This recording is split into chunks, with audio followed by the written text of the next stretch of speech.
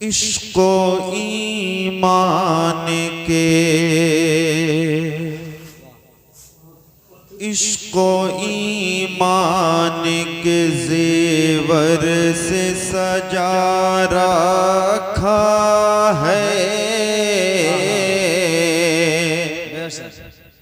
इश्को ईमान के जेवर से सजा रखा है।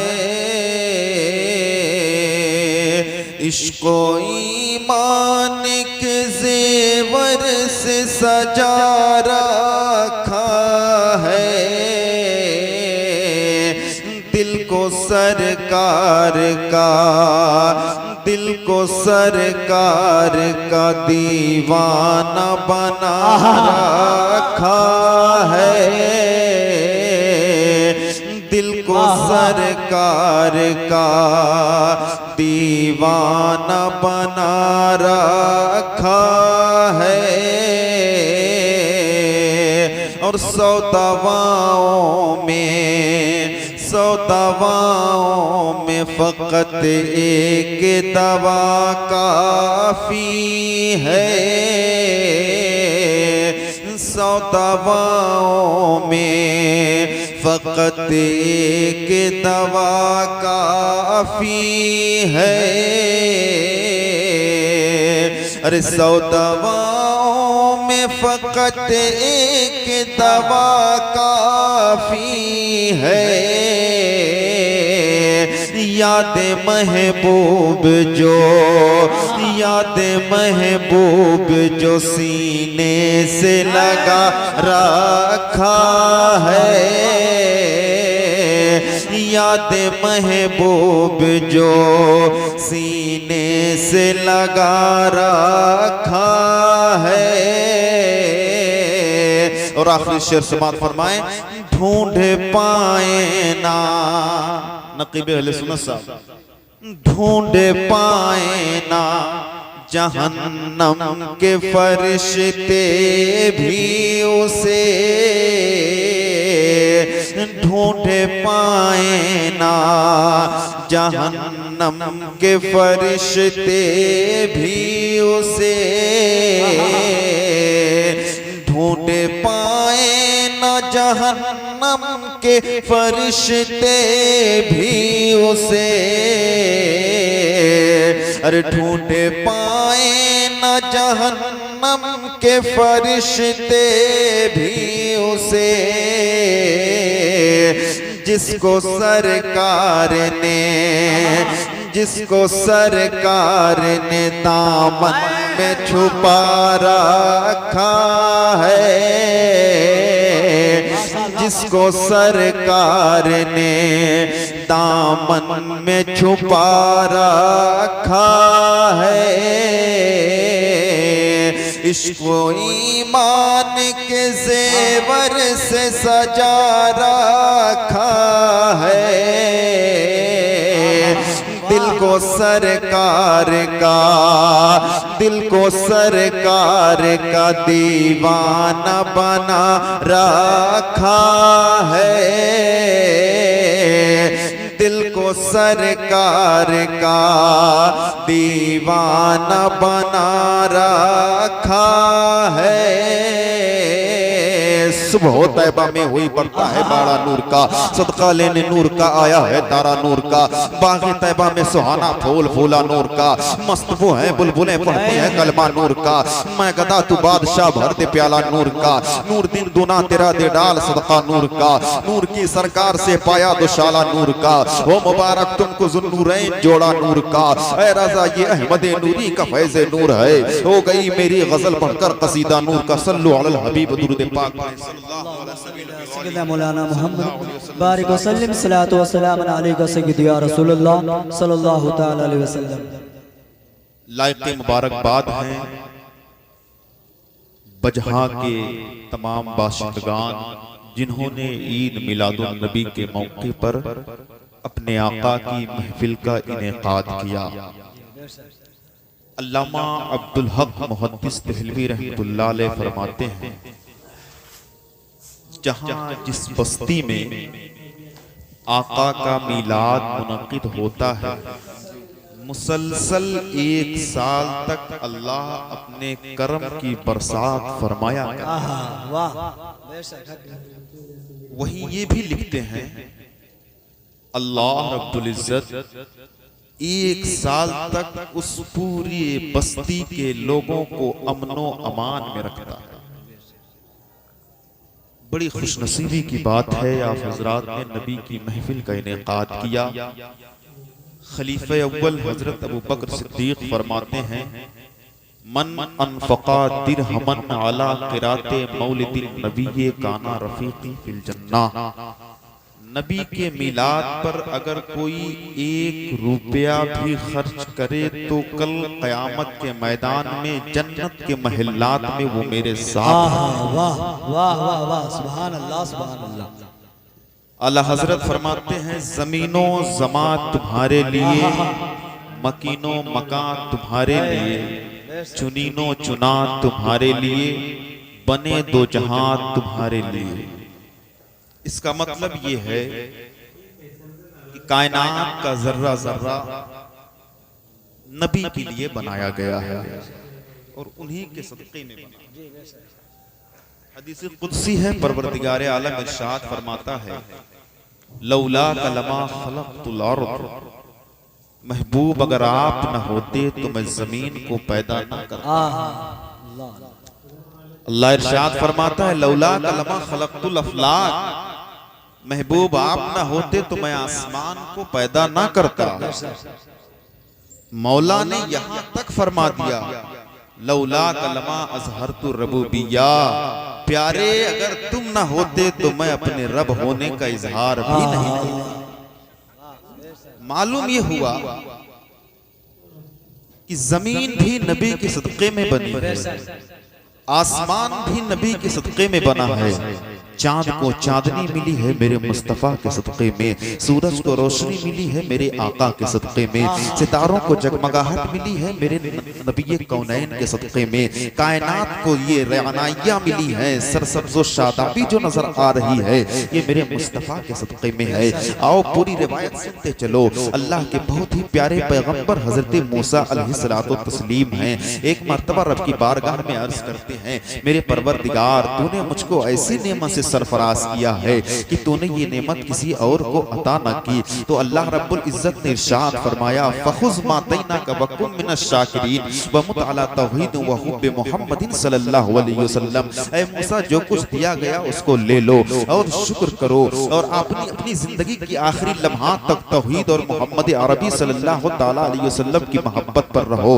हजरत मूसा अलैहिस्सलातु तस्लीम ने अर्ज किया, मेरे परवरदिगार तू मेरा माबूद है, मैं तेरी इबादत करता हूँ, मैं तेरी बंदगी करता हूँ, मैं तेरी पूजा करता हूँ, तू मेरा माबूद है, मैं तेरी इबादत करता हूँ, ये तो समझ में आ रहा है। लेकिन मौला ये मोहम्मद कौन है जिनके लिए तू कह रहा है कि जहाँ जहाँ मैं तेरी रबूबियत का इकरार करूँ वहाँ वहाँ मैं मोहम्मद से मोहब्बत भी करूँ। मौला बता ये मोहम्मद कौन है। तो रब की रहमत जलाल में आई, परवरदिगार आलम ने इरशाद फरमाया, ऐ मेरे प्यारे कलीम तुम जानना चाहते हो मोहम्मद कौन है तो सुनो, लौला मोहम्मद उम्मतहु लमा खलक़तुल जन्नत वल नारा वल शम्स वल कमरा वल लैला वल नहारा वल मलकन मुकर्रबन वल नबिय्यन मुरसलन वल इय्याक। ऐ मूसा अगर मोहम्मद अरबी सल्लल्लाहु ताला अलैहि वसल्लम और उनकी उम्मत ना होती तो मैं जन्नत और दोज़ख शम्स और कमर सब रोज फरिश्ते अंबिया किसी को ना पैदा करता। मालूम ये हुआ कि अगर नबी ना होते तो शजरो हजर ना होते, नबी ना होते तो बहरो बर ना होते, नबी ना होते तो नबातात तो जमातात ना होते, नबी ना होते तो इंसान और हैवानात ना होते, नबी ना होते तो फरिश्ते और अंबिया ना होते, नबी ना होते तो खुशको तरी ना होती, नबी ना होते तो कायनात का वजूद ही ना होता। कुर्बान जाओ आला हजरत अजीमुल बरकत हलीमुत तबीयत रफीउल मर्तबत पर उन्होंने इसी तरफ इशारा किया, वो जो न थे तो कुछ न था, वो जो न हो तो कुछ न हो, अरे जान है वो जान की जान है तो जान। नारे तकबीर, नारे तकबीर, नारे रिसालत, नारे रिसालत, जश्न ईद मिलादुन नबी, जश्न ईद मिलादुन नबी वलमाए अहले सुन्नत, नारे तकबीर, नारे रिसालत। वाह माशाअल्लाह, वाह। मेरे आका का नूर हजरत आदम अलैहिस्सलाम की पेशानी से मुंतकिल होते हुए मंजिल ब मंजिल तय करते हुए सफर करते हुए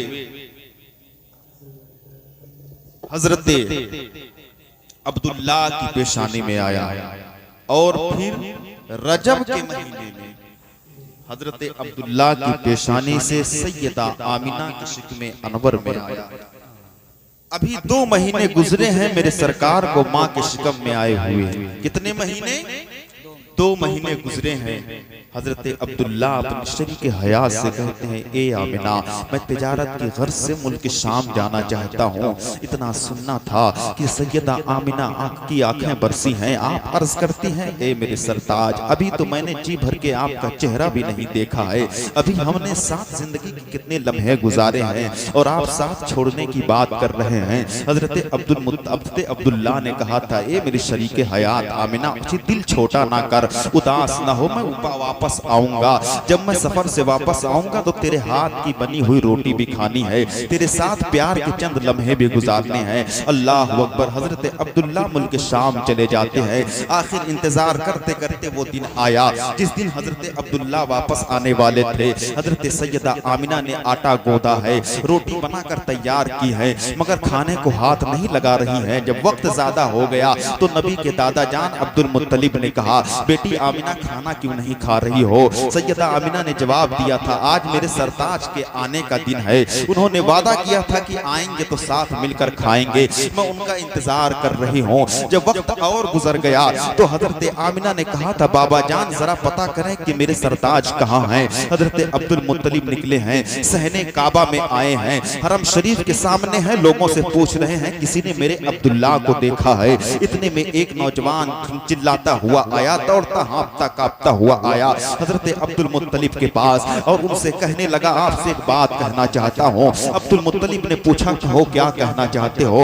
उसने कहा, कहते हुए होंठ कांप रहे हैं, जबान ठहर जा रही है, बात यह है कि आप जिसका इंतजार कर रहे हैं, अब आपका बेटा लौट कर वापस नहीं आने वाला है, आपके अब्दुल्ला का इंतकाल हो चुका है। इतना सुनना था कि यूं मालूम हो रहा था जैसे पैरों के तले से जमीन खिसक गई हो। हजरत अब्दुल मुत्तलिब ने सीने पे हाथ रखा है, जमीन पर बैठ गए हैं। दिल में बात ये रह रह के सजा सता रही थी कि मुझको अल्लाह ने 10 बेटे दिए हैं, एक चला गया, मैं 9 से अपने दिल को बहला लिया करूंगा, मगर आमिना के लिए एक ही सहारा था, मैं आमिना को क्या जवाब दूंगा? अल्लाह अकबर। हजरत अब्दुल मुत्तलिब जब कदम को आगे बढ़ा रहे हैं, ऐसा लग रहा था जैसे कदमों पे कोई बोझ पड़ गया है। कदम को बढ़ाना चाहते हैं मगर कदम आगे नहीं बढ़ रहे हैं। हिम्मत को इकट्ठा की है आपने। फिर जब हजरत आमिना के दरवाजे के पास पहुंचे हैं, दरवाजे को खटखटाया है, सैयदा आमिना बाहर तशरीफ लाई हैं। उन्होंने फौरन यही पूछा था। सैयदा आमिना देखते ही पूछती हैं, मेरे सरताज अब्दुल्ला कहाँ हैं? कोई खबर मिली कि नहीं मिली?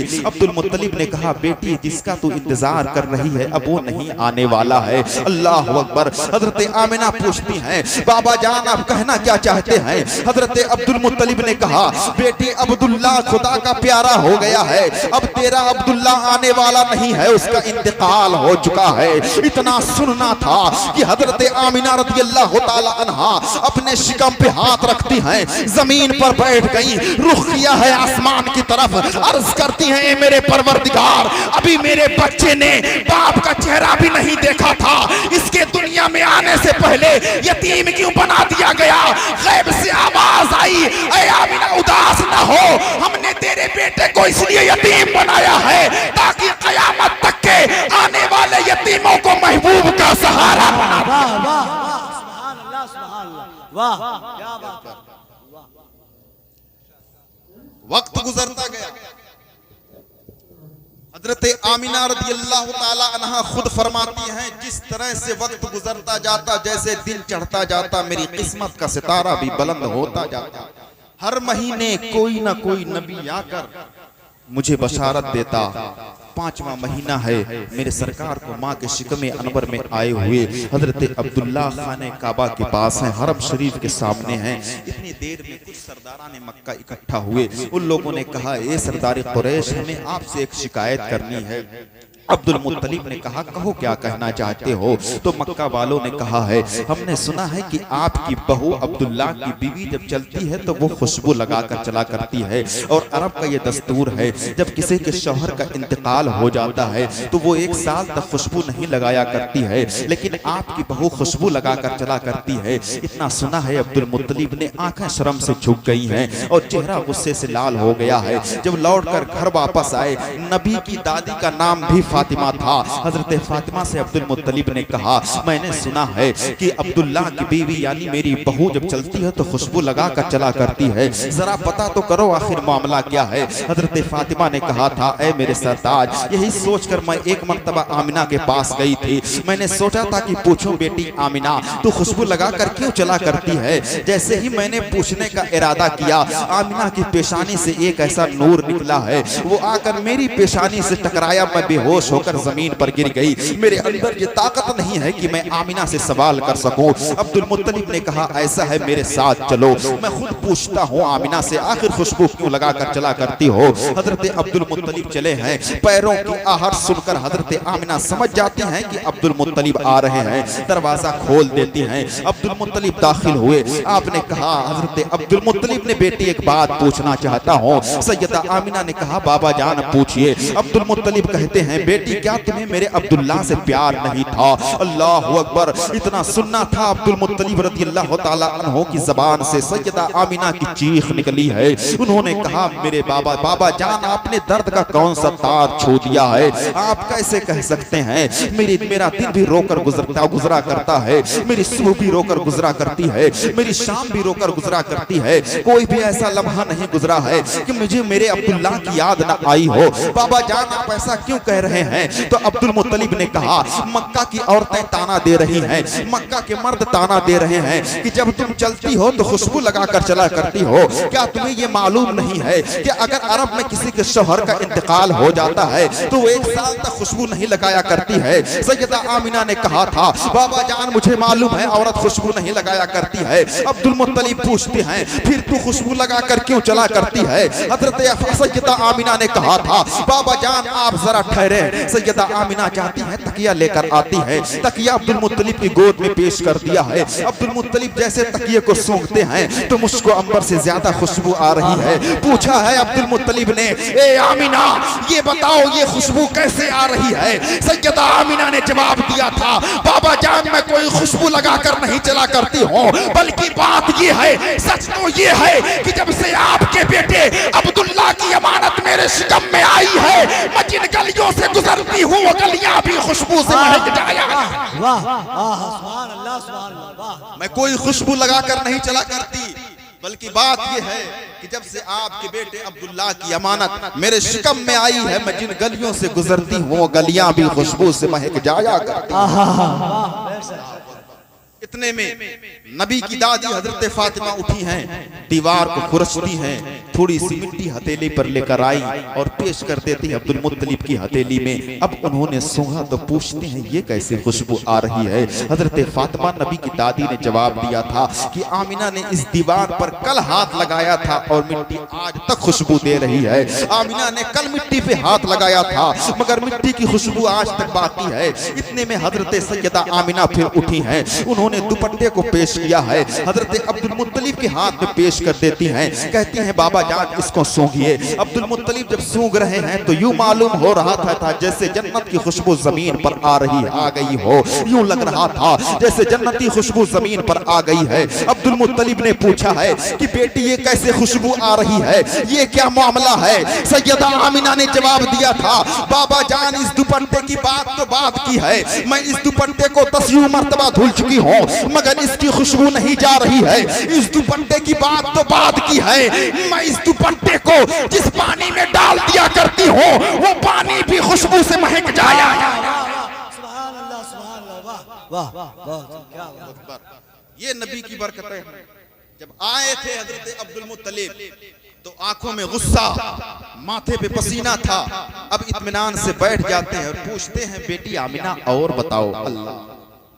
हजरत सैयदा आमिना जवाब देती है, बाबा जान बसा औकात आप हरमे काबा में चले जाते हैं पानी भी लेकर चले जाते हैं। मैं यहाँ रहती हूँ, मुझे पानी की जरूरत पड़ती है। मैं जब कुएं के पास जाती हूँ तो अजीबो गरीब मंजर देखती हूँ। अब्दुल मुत्तलिब ने पूछा क्या देखती हो? हजरत आमिना जवाब देती हैं, बाबा जान मैं जब कुएं पे जब औरतें जाती हैं तो वो डोल रस्सी लेकर जाती हैं, उन्हें पानी निकालने के लिए रस्सी को खींचना पड़ता है, लेकिन मुझको रस्सी लेकर जाने की जरूरत नहीं पड़ती है। बाबा जान मैं सिर्फ कुएं के करीब चली जाती हूँ, मैं कुएं में झांकती हूँ, कुएं का पानी उछाल मारता हुआ बाहर आ जाता है। अल्लाह अकबर। हजरत आमिना बताती पर जवाब देती है, बाबा जान जब मैं रास्ते से गुजरती हूँ तो अजीबो गरीब मंजर देखती हूँ। अल्लाह अकबर। अगर मेरे कदम पत्थर पे पड़ जाते हैं तो वो पत्थर मोम से ज्यादा मुलायम हो जाया करता है। हजरत आमिना बयान कर रही हैं, बाबा जान जब मैं कुएं पर पहुंचती हूँ तो मक्का की औरतें कहती हैं, ए आमिना तू ठहर जा, जब तक तू कुएं के करीब रहेगी कुएं का पानी कुएं के तरार पर रहेगा, फिर जब तू चली जाएगी तो पानी नीचे चला जाएगा। बाबा जान सब पानी लेकर चले जाते हैं, सबसे आखिर में मैं पानी भरती हूँ। पानी लेकर जब वापस होती हूँ तो अजीब मंजर देखती हूँ। क्या देखती हूँ? पत्थरों से आवाज आ रही है। क्या देखती हूँ? घास फूस बोल रहे हैं। क्या देखती हूँ? दरख्तों से आवाज आ रही है। हजरत अब्दुल मुत्तलिब ने पूछा था, बेटी आमिना ये बताओ जब पत्थर बोला करते हैं तो तुम्हें समझ में आया करता है? सैयदा आमिना ने जवाब दिया था, हाँ बाबा जान मुझे समझ में आया करता है। अब्दुल मुत्तलिब पूछते हैं, बेटी पत्थरों से आवाज क्या आती है? आमिना ने जवाब दिया था, बाबा जान पत्थरों से आवाज आती है, अस्सलातो वस्सलामो अलैका या रसूल अल्लाह, अस्सलातो वस्सलामो अलैका या उम्मा रसूलिल्लाह।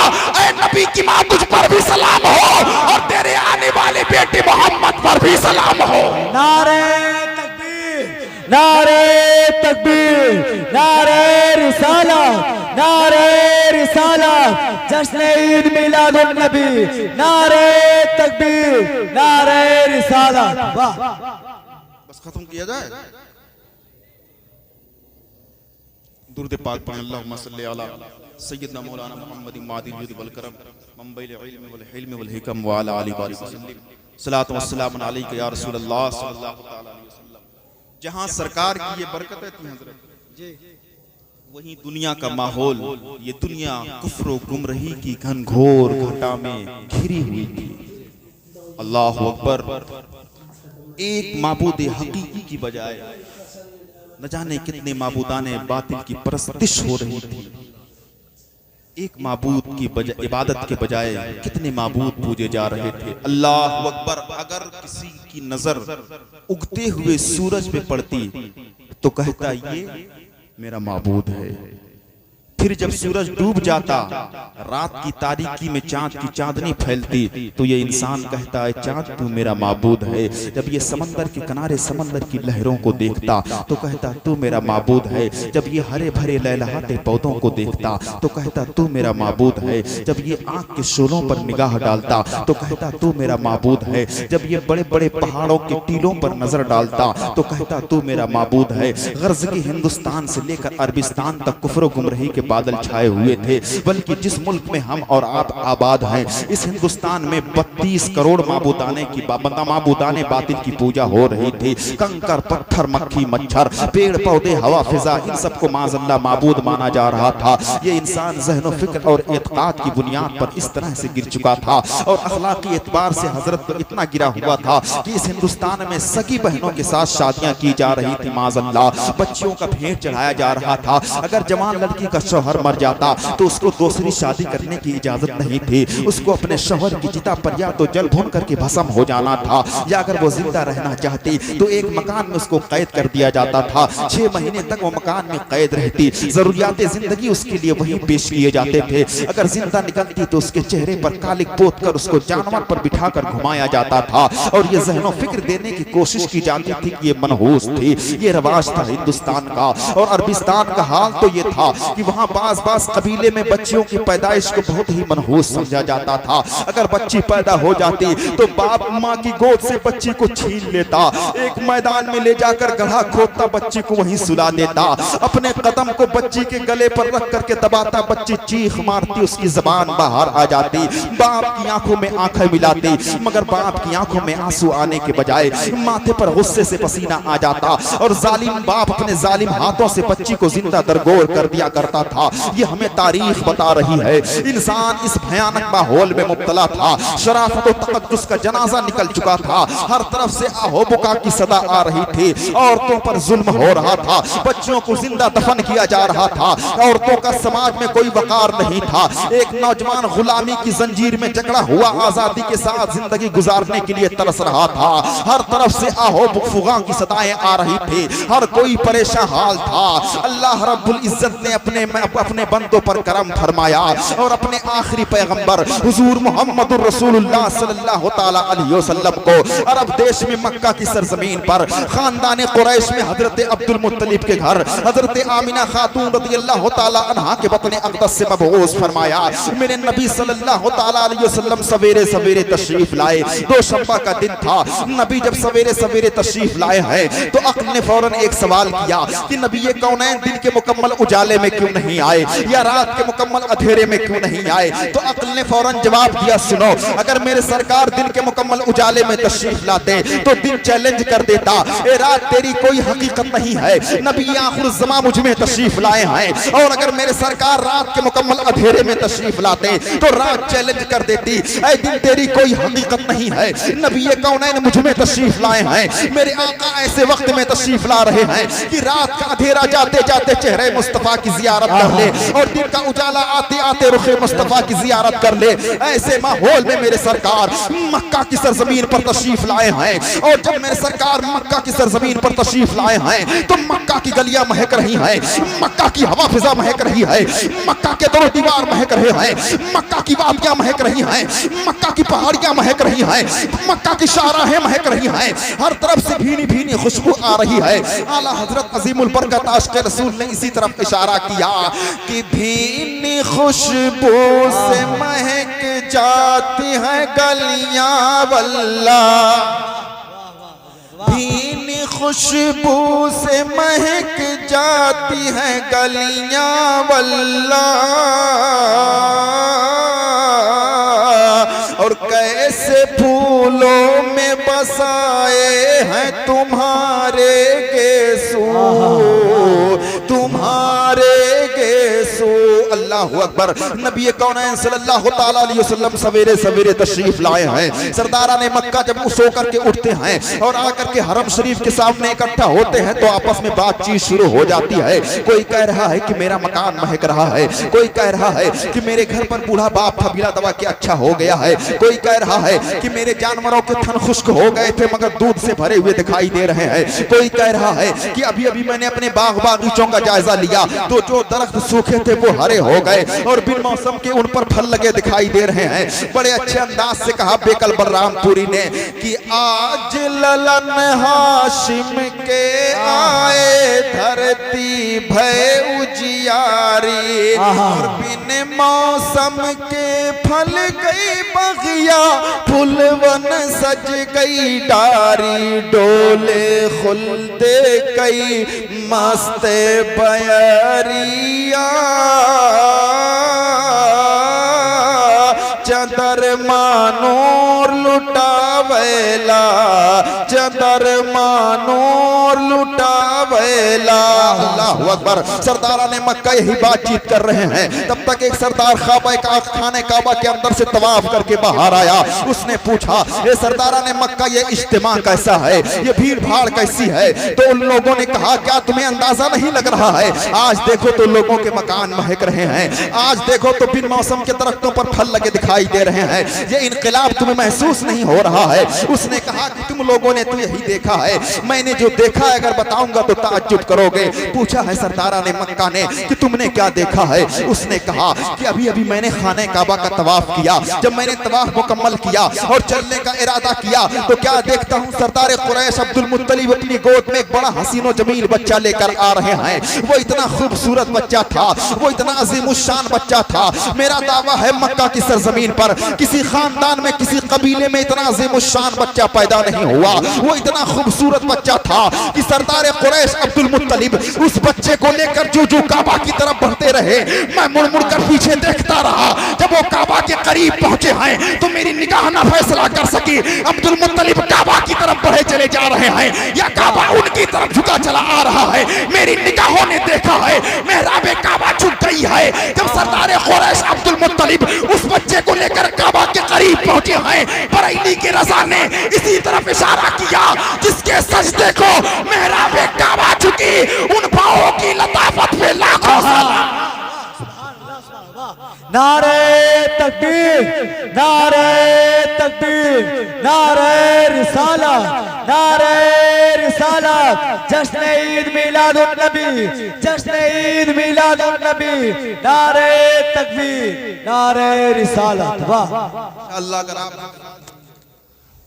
तो हलीमा सादिया के सहन तक आप लोगों तक पहुंचाने की कोशिश करूंगा। सरदारा ने मक्का ने कहा हम भी तो जरा देखें अब्दुल मुत्तलिब की गोद में कितना खूबसूरत बच्चा है। अब ये सारे सरदार बढ़ते चले जा रहे हैं, उधर मेरे नबी के दादा जान अब्दुल मुत्तलिब मेरे आका को अपनी गोद में लेकर खाने काबा का तवाफ कर रहे हैं। जब तवाफ से फारिग हो गए तो ये सरदारा ने मक्का ने कहा ए सरदार कुरैश जरा हमें भी तो दिखाओ आपकी गोद में कितना खूबसूरत बच्चा है। जैसे ही मेरे आका के दादा जान ने अपनी बाहों को फैलाया और सरदारा ने मक्का की निगाह मेरे आका के चेहरे पर पड़ी तो गोया कि वो आला हजरत अजीमुल बरकत की जबान में इस तरह बोल पड़े वो कमाल हुस्न हुजूर है कि गुमान नक्स जहां नहीं, यही फूल खार से दूर है, यही शम्मा है कि धुआं नहीं। अल्लाह अकबर। हर कोई देख रहा है और देखकर यही कह रहा है कि आज तक हमारी निगाहों ने इतना खूबसूरत बच्चा नहीं देखा। अल्लाह अकबर। आओ मैं आपको बताऊं मेरे आका सल्लल्लाहु ताला अलैहि वसल्लम के हुस्न और जमाल का हाल क्या है। नकीब इजलास साहब जरा आपकी तवज्जो चाहिए। हजरत अबू हुरैरा रज़ियल्लाहु ताला अन्हु से रिवायत है, आप फरमाते हैं कअन्न शम्स तजरी फी वजही, कअन्न शम्स तजरी फी वजही, नबी के चेहरे को देखकर यूं मालूम हो रहा था कि जैसे चांद मुस्तफा के चेहरे में तैर रहा हो। अल्लाह अकबर। और रूहुल अमीन से पूछते हैं जिन्होंने सारे अव्वलीन और आखिरीन को देखा है, हजरत आदम को भी देखा है, हजरत आदम अलैहिस्सलाम से लेकर हजरत ईसा अलैहिस्सलाम तक जितने अंबिया व रसूल आए हजरत जिब्रील अमीन ने सबको देखा है। उनसे पूछा जाए ए जिब्रील अमीन आप बताएं कि आपने मेरे सरकार को मेरे सरकार की तरह किसी को देखा कि नहीं, मेरे आका के जैसा किसी को पाया कि नहीं। आओ सैयदुल मलाइका से पूछते हैं, रूहुल अमीन से पूछते हैं जिन्होंने हजरत आदम को भी देखा है, हजरत नूह को भी देखा है, हजरत शीश को भी देखा है, हजरत इसहाक को भी देखा है, हजरत याकूब को भी देखा है, हजरत यहिया को भी देखा है, हजरत ज़करिया को भी देखा है, हजरत हूद को भी देखा है, हजरत लूत को भी देखा है, हजरत सालेह को भी देखा है, तमाम अंबियाए किराम को देखा है, हजरत ईसा को भी देखा है, हजरत मूसा को भी देखा है, हजरत यूसुफ के हुस्न जमाल को भी देखा है। सैयदुल मलाइका से पूछते हैं ऐ रूहुल अमीन आप बताएं कि आपने मेरे सरकार की तरह किसी को पाया कि नहीं। तो जिब्रील अमीन फरमाते हैं कल्लबतुल अर्द मशारिक़हा व मगारिबहा फलम अरा मिस्ला मुहम्मदिन, मैंने रुए जमीन के चप्पे चप्पे को छान डाला है, रुए जमीन के खित्ते खित्ते को देख लिया है, लेकिन मोहम्मद की तरह किसी को नहीं पाया। बरेली की रजा ने इसी तरफ इशारा किया, मेरे इमाम ने इसी तरफ निशानदही फरमाई, यही बोले सिदरा वाले जमने जहां के थाले सभी मैंने थान डाले, तेरे पाए का न पाया, तुझे यक न यक बनाया, तुझे हमद है खुदाया, तुझे हमद है खुदाया। वाह माशाअल्लाह माशाअल्लाह। वाह जिब्रील अमीन से पूछा गया आप बताएं मेरे सरकार की तरह किसी को देखा कि नहीं। आप फरमाते हैं कल्लबतुल अर्द मशारिक़हा व मगारिबहा फलम अरा मिस्ला मुहम्मद, मैंने रुए जमीन के हर गोशे को देख लिया।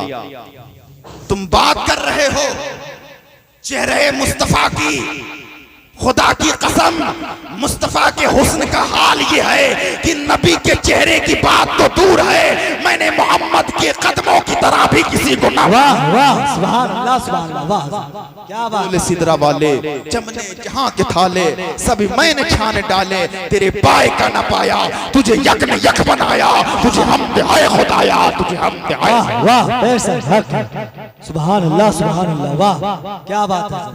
अब नबी के दादा जान मेरे आका को हजरत हलीमा सादिया की गोद में पेश कर दिया। मेरे आका सैयदा आमिना रदियल्लाहु ताला अन्हा की गोद में पेश कर देते हैं। अब नबी की बरकतें खुद नबी की ज़बानी समात। नबी की माँ इरशाद फरमाती हैं कि जब मेरे बेटे मोहम्मद की विलादत का वक्त हुआ तो एक ऐसी रोशनी जाहिर हुई कि मैंने उस रोशनी में ईरान की चरागाहों में जो ऊंट चल रहे थे और उनकी गर्दनों में जो कलादे पड़े हुए थे वो सब मैंने देख लिया। नबी की माँ इरशाद फरमाती हैं कि जब मेरे बेटे मोहम्मद की विलादत का वक्त हुआ तो गैब से आवाज आ रही थी, ए आमिना तुम्हें मुबारक हो, ये जो तुम्हारी गोद में जा रहे हैं इनका नाम आसमान पर अहमद है, जमीन पर मोहम्मद है। अल्लाह अकबर। हजरत आमिना फरमाती हैं कि जब मेरे बेटे मोहम्मद की विलादत का वक्त हुआ तो जब मेरे बेटे मोहम्मद पैदा हुए तो नाफ बरीदा पैदा हुए, खतना शुदा पैदा हुए हैं, आंखों में सुरमा लगा हुआ है, बालों में तेल लगा हुआ है, खुशबू से मुअत्तर आ रहे हैं। अल्लाह अकबर। नबी की माँ इरशाद फरमाती हैं कि जब मेरे बेटे की विलादत हुई तो मेरा बेटा सजदा करते हुए पैदा हुआ है। मेरा बेटा पैदा हुआ और इसकी पेशानी जमीन पर लगी है। मेरे बेटे ने 3 मरतबा कहा, पहली बार तो कहा अल्लाह अकबर, दूसरी मरतबा कहा अल्हम्दुलिल्लाह कसीरा और तीसरी मरतबा मेरे बच्चे ने कहा अल्लाहुम्मा रब्बि हबली उम्मती, ए मेरे परवरदिगार मेरी उम्मत की मगफिरत फरमा, मेरी उम्मत की मगफिरत फरमा। ये हमारे आका हैं जो पैदा होते ही हम गुलामों की मगफिरत की दुआ कर रहे हैं। जमीन कादरी ने इसी तरफ इशारा किया, जमीन कादरी इसीलिए तो पुकार उठते हैं रब्बि हबली उम्मती कहते हुए पैदा हुए। हक ने फरमाया कि बख्शा अस्सलातु वस्सलाम। नारे तकबीर, नारे रिसालत, नारे रिसालत। सरकार की आमद, सरकार की आमद, आका की आमद, ताजदारे खत्म नबूवत, ताजदारे खत्म नबूवत। नारे तकबीर, नारे रिसालत। वाह वाह क्या बात है। अब सरकार अलैहिस्सलाम की विलादत के वक्त जो मनाजिर थे उसको आप लोगों के सामने पेश करने की कोशिश कर रहा हूं। मेरे सरकार की विलादत का जब वक्त हुआ तो नबी की मां की पेशानी पे थोड़ा सा पसीना आया। फिर हजरत सैयदा आमिना महसूस करती हैं कि कुछ ठंडी हवाओं के झोंके आ रहे हैं। आपने जब पीछे मुड़कर देखा तो 2 नूरानी चेहरे वाली औरतें खड़ी थी। पूछा तुम कौन हो? तो उन औरतों ने कहा ए आमिना, हम जमीन वाली नहीं, हम तो जन्नत वाली हैं। अल्लाह ने हमें तुम्हारी खिदमत के लिए भेजा। फिर थोड़ी देर के बाद नबी की मां फरमात खजूर के दरख्त के बराबर है, नूरानी चेहरे वाली औरतें हैं। मैंने पूछा आप कौन हैं? तो उनमें से एक ने जवाब दिया मुझे नहीं पहचाना, मैं आदम की बीवी हव्वा हूँ। दूसरी ने कहा मैं आसिया हूँ। तीसरी ने कहा कि मैं हजरत इस्माइल अलैहिस्सलाम की माँ हाजरा हूँ। अल्लाह अकबर। थोड़ी देर के बाद ये लोग भी चले गए। उसके बाद हजरत आमिना क्या देखती हैं, मेरे सरहाने कोई खूबसूरत चेहरे वाली औरत खड़ी हुई है, नूरानी चेहरे वाली औरत है, उसके हाथ में दूध का प्याला है। वो मेरे पास दूध का प्याला पेश करती है और कहती है आमिना ये दूध पी लो। मैंने पूछा तुम कौन हो? मैंने मक्का में तुमको तो कभी नहीं देखा। तो उस खातून ने कहा था कि मैं दुनिया जमीन की नहीं हूँ बल्कि मैं जन्नतों की, जन्नती औरतों, जन्नती हूरों की मलिका हूँ। अल्लाह रब्बुल इज्जत ने मुझको तेरी खिदमत के लिए भेजा है, ये दूध पी लो। अर्ज करने का मतलब ये है प्यारे कि अल्लाह रब्बुल इज्जत अपने महबूब की माँ के पेशानी पर पसीने को बर्दाश्त नहीं कर रहा है। महबूब की माँ की खिदमत के लिए जन्नती हूरों की मलिका को भेज रहा है तो अल्लाह रब्बुल इज्जत अपने महबूब की माँ को जहन्नम में डालना कब गवारा करेगा। अल्लाह अकबर। आओ देखो जन्नती हूरों की मलिका मेरे आका की माँ के पास दूध का प्याला पेश कर रही है, नबी की माँ की सैयदा आमिना की खिदमत कर रही है। अल्लाह अकबर। ये तो जमीन का मंजर था। अब आओ मैं आसमान का मंजर बताऊं। अल्लाह रब्बुल इज्जत ने फरमाया ए जिब्रील, जिब्रील अमीन ने अर्ज किया जी रब्बे जलील। अल्लाह ने इरशाद फरमाया जिब्रील जन्नत को सजा दो। रूहुल अमीन अर्ज करते हैं मेरे परवरदिगार जन्नत तो सजी जगह होती है। अल्लाह ने इरशाद फरमाया मेरे महबूब की आमद का वक्त है, महबूब की आमद की खुशी में जन्नत को दोबारा हुस्न कर दिया जाए, जन्नत को और हुस्न दे दिया जाए, जन्नत को दोबारा सजाया गया। फिर मेरे रब ने इरशाद फरमाया मिंबर लगाया जाए, मिंबर लगाया गया। रब ने इरशाद फरमाया मीकाइल से कहो मेरी वहदानियत का खुतबा करे। हजरत मीकाइल अलैहिस्सलाम अलैहिस्सलाम ने इस शान से खुतबा बयान किया है कि जन्नत का एक एक पत्ता झूम रहा है, जन्नत का एक एक दरख्त झूम रहा है, जन्नत की एक एक फरिश्ता झूम रहा है, एक एक हूरें मस्ताना वार झूम रही है। जब हजरत जिब्रील ने हजरत मीकाईल अलैहिस्सलाम ने खुतबा खत्म किया है तो मेरे रब ने इरशाद फरमाया, ऐ जिब्रील अब मेरे महबूब के पास चले जाओ और जाते वक्त साथ में 3 लोगों को और लेकर जाओ। मीकाईल को साथ में ले लो, इसराफील को साथ में ले लो, इजराइल को साथ में ले लो और इनके साथ 4 लाख फरिश्तों को और साथ में ले लो।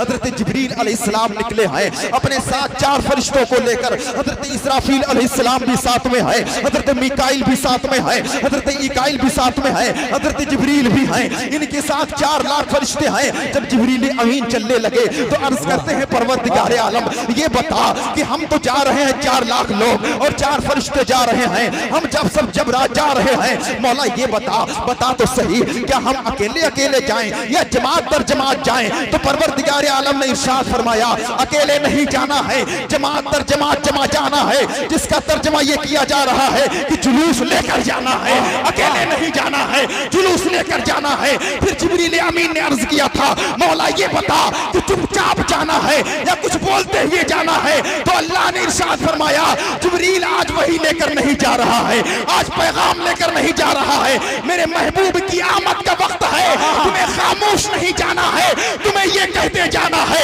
अहलन व सहलन मरहबा, अहलन व सहलन मरहबा, अहलन व सहलन मरहबा, जिसका हिंदुस्तान में तर्जमा किया जा रहा है, सरकार की आमद मरहबा, आका की आमद मरहबा, मक्की की आमद मरहबा।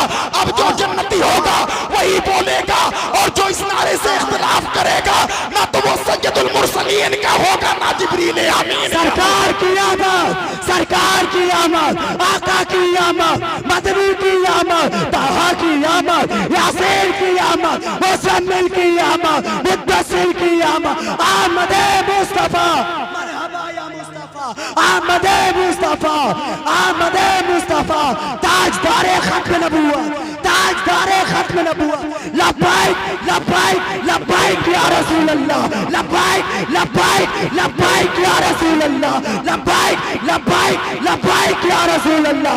नारे तकबीर, नारे रिसालत।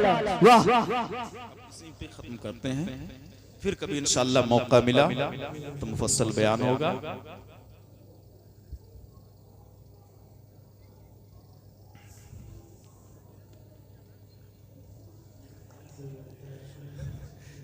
दुरूद पाक पढ़ें, अल्लाहुम्मा सल्ली अला सय्यिदना मौलाना मुहम्मदिन वादिजुद वल करम मंबइल इल्म वल हिल्म वल हिकम व अला आलिहि बारिक वसल्लम सलातु वस्सलाम अलैका या रसूल अल्लाह सल्लल्लाहु अलैहि वसल्लम। जिब्रील अमीन आ रहे हैं और उनका नारा क्या है? अहलन व सहलन मरहबा, यानी सरकार की आमद मरहबा, मक्की की आमद मरहबा, मदनी की आमद मरहबा। पता चला जिब्रील अमीन मेरे आका के गुलाम हैं, नबी के दर के दरबान। और मजे की बात यह है कि उन्हीं आने वालों में से हजरत इजराइल अलैहिस्सलाम सबके पास जाएंगे, सबकी रूह निकालेंगे। हजरत इजराइल अलैहिस्सलाम ठहर गए। रब ने इरशाद फरमाया, ए इजराइल जा क्यों नहीं रहा है?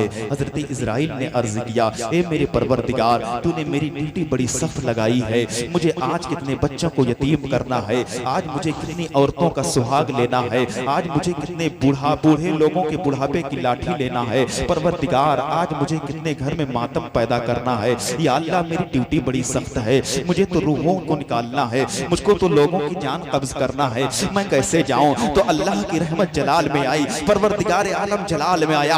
आओ सुनो, अपने नबी की अजमत देखो, अपने आका की शान देखो।